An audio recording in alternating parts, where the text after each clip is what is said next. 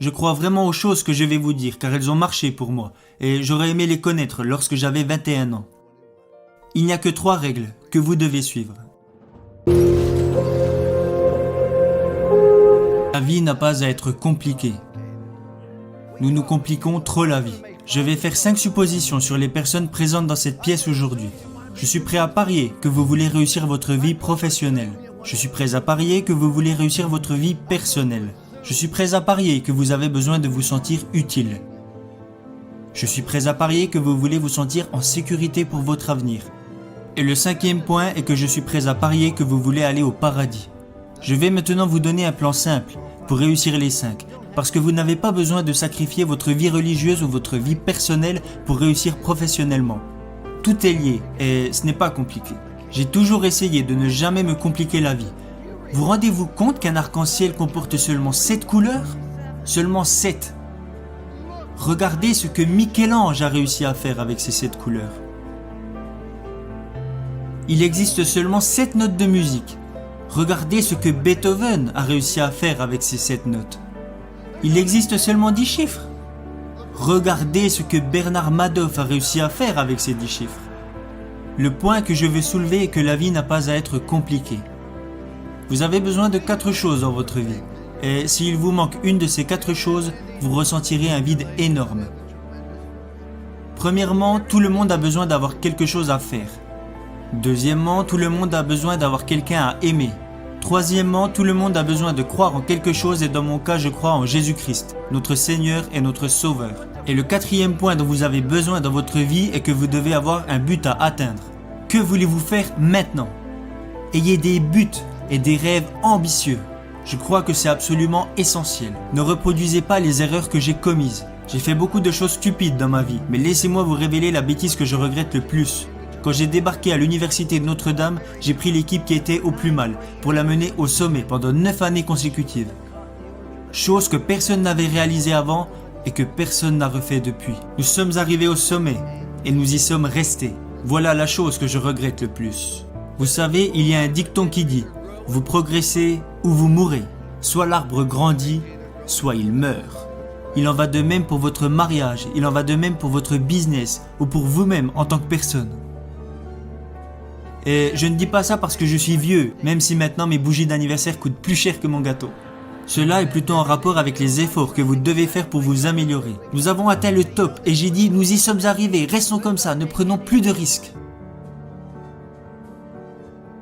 Nous avons terminé second du championnat et tout le monde a dit que j'étais un idiot. Alors que le gars qui termine dernier au concours de médecine, lui, il l'appelle docteur. Ça me semble injuste. Quand j'ai quitté Notre-Dame, je n'aurais jamais pensé entraîner à nouveau. Où aurais-je été après Notre-Dame ?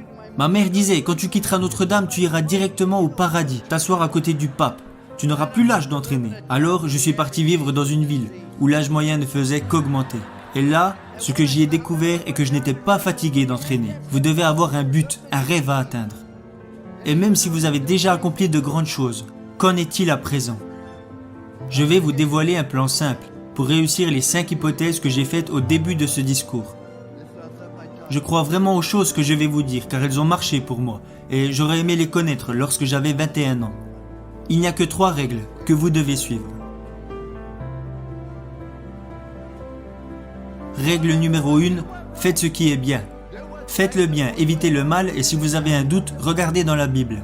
Je ne crois pas que c'est bien de retrouver le portefeuille d'un coéquipier avant même qu'il l'ait perdu. Ça s'appelle du vol, mon garçon. Je l'ai trouvé, oui, mais il ne l'avait pas encore perdu. Faites ce qui est bien. Il n'y a jamais de bon moment pour faire de mauvaises choses. Et il n'y a jamais de mauvais moment pour faire de bonnes choses. Faites le bien et soyez honnête avec vous-même. Jeunes gens, profitez de la vie. Amusez-vous. Vous allez avoir des problèmes, vous allez rencontrer des difficultés. Ça fait partie de la vie. Ce n'est pas parce que vous êtes diplômé que vous n'aurez pas de problème. Et ne racontez pas vos problèmes à tout le monde. Savez-vous que 90% des personnes n'en ont rien à faire ? Et les 10 autres pourcents sont contents que vous les ayez, alors vous feriez mieux de les garder pour vous. Vous allez avoir des problèmes, alors amusez-vous dans tout ce que vous faites. Et si vous aimez vraiment ce que vous faites, les gens prendront du plaisir à être à vos côtés. À chaque fois que je me réveillais les jours de match, je me disais aujourd'hui sera une journée incroyable. Et je le pensais vraiment, car si vous aimez vraiment ce que vous faites, les gens prendront du plaisir à être à vos côtés.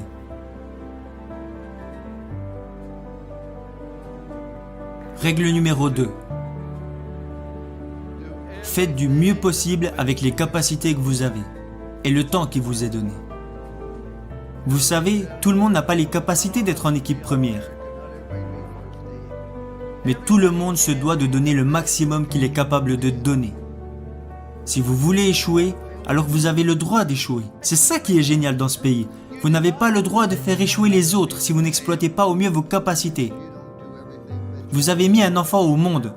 Vous avez un business. Vous avez rejoint une équipe. Vous avez des obligations et des responsabilités envers d'autres personnes. C'est pourquoi vous vous devez de donner le maximum de ce que vous êtes en mesure de donner, dans tout ce que vous faites. Ce n'est pas compliqué. Vous savez, jeunes gens, je suis né avec une cuillère d'argent dans la bouche. Je suis né à Follansbee, en Virginie occidentale. Je suis repassé à l'endroit où je suis né hier, vers 22h30. Je suis né dans la cave de ma maison, mis au monde par le docteur McGraw. Nous n'avions qu'un lit pour moi, ma sœur et mes parents. Nous avions une demi-baignoire et une petite cuisine. Et nous avons vécu dans cette maison pendant plus de 7 ans. Il n'y avait pas d'aide sociale à l'époque, nous n'avions pas de coupons alimentaires et nous n'avions pas d'argent de côté.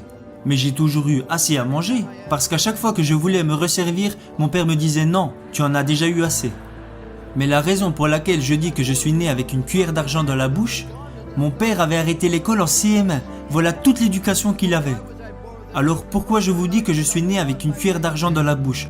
C'est parce que mes parents m'ont appris que la vie est une question de choix, et qu'ils soient bons ou mauvais, ce sont vos choix qui vous définissent. Alors ne blâmez jamais les autres, car si vous recevez une bonne éducation et que vous êtes prêt à travailler dur et à surmonter les problèmes et les difficultés, alors dans ce grand pays, vous pouvez accomplir des choses extraordinaires. Voilà pourquoi je dis que je suis né avec une cuillère d'argent dans la bouche. Ma dernière règle est de montrer aux autres que vous vous souciez d'eux. Vous ne pouvez pas entrer dans une pièce et dire « Hey, je suis là, regardez-moi ». Non. Dites plutôt « Je suis là, comment puis-je vous aider ?» Ce n'est pas si compliqué. Souciez-vous sincèrement des autres, car vous pouvez impacter la vie de chaque personne que vous rencontrez par un sourire, un mot gentil ou un encouragement. Parce que vous voyez, quand vous faites de bonnes choses, les gens seront toujours plus à même de vous faire confiance. Ma femme et moi, nous sommes mariés car nous avons trouvé cette confiance en nous, et nous ne l'avons jamais perdue. Le seul moyen de vous faire confiance est de faire des choses bien. C'est ce que Dieu veut que nous fassions. Faites de bonnes choses. Le second point est de faire le maximum avec les capacités que vous avez, parce que quand les gens apprendront que vous vous êtes engagé à viser l'excellence, ils auront envie de vous suivre. Aidez les autres et souciez-vous d'eux. Parce que beaucoup d'entre vous vont avoir du succès et gagner beaucoup d'argent. Mais quand vous mourrez à la fin, à quoi vous servira-t-il? Mais heureusement, beaucoup d'entre vous vont plutôt choisir de devenir signifiants. Être signifiant, c'est quand vous aidez les autres personnes à réussir. N'est-ce pas là vraiment le but de la vie?